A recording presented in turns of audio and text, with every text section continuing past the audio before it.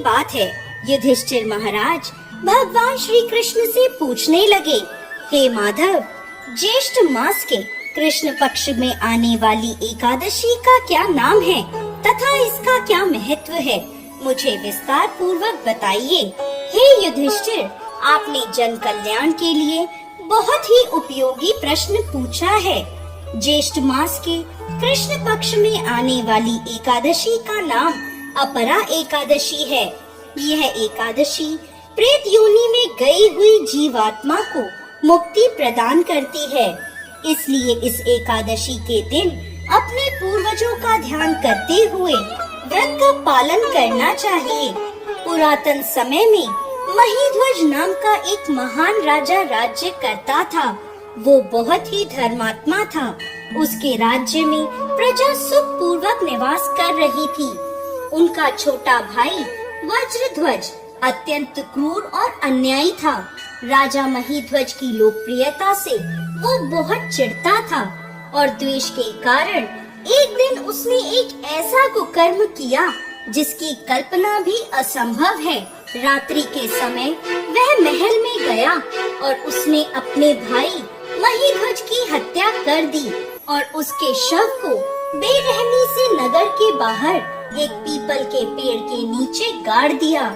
इस प्रकार राजा महीध्वज की अकाल मृत्यु होने के कारण राजा को प्रेत योनि प्राप्त हुई और उसी पेड़ पर रहते हुए और वह आने जाने वालों को परेशान करने लगा, इधर उधर भटकने लगा।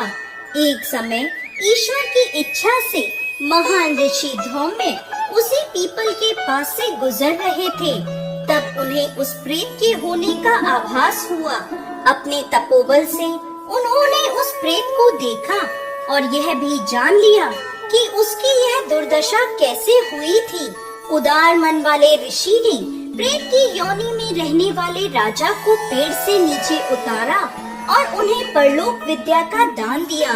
करुणा से वशीभूत होकर ऋषि ने राजा को प्रेत योनि से मुक्ति प्रदान करने हेतु अपरा एकादशी का अनुष्ठान किया और उन्होंने एकादशी का पुण्य फल राजा को अर्पित कर दिया।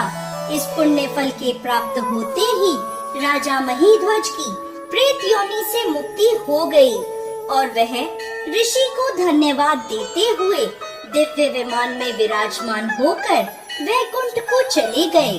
कथा को समाप्त करते हुए भगवान श्री कृष्ण कहते हैं, हे युधिष्ठिर, जो भी व्यक्ति अपरा एकादशी का श्रद्धा और निष्ठा पूर्वक पालन करता है वह असीमित पुण्य संचित करता है।